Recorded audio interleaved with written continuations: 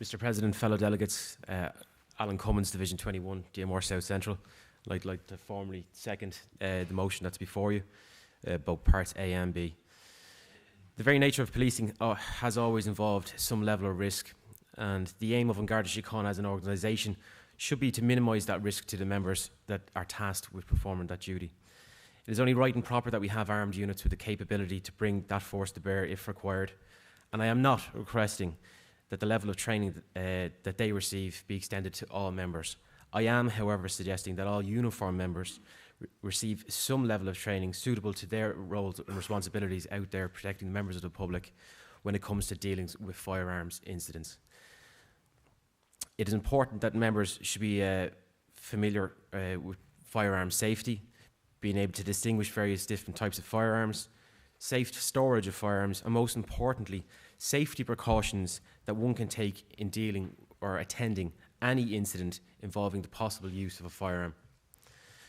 9 out of 10 times, invariably, it is uniformed members of An Garda Síochána that attend these emergency calls.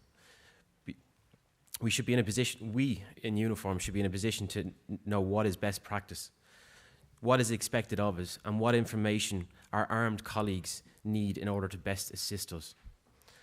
From the time I went to Templemore back in 2005, I and thousands of other Gardaí since have received no training when it comes to firearms.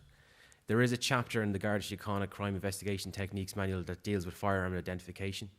It's advised that you read it. There is information on the Garda Síochána portal when it deals with firearms. Again, it's advisable reading. It's not mandatory. It should be the responsibility of An Garda Síochána to impart this information to all its members. I'd like to further give an example of the increase in the dangers posed to members, not only dealing with firearms incidents, but attending incidents involving improvised explosive devices.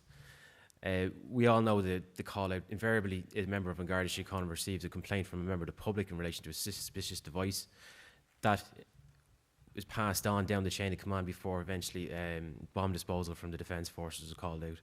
Let's give you the facts and figures here, ladies and gentlemen.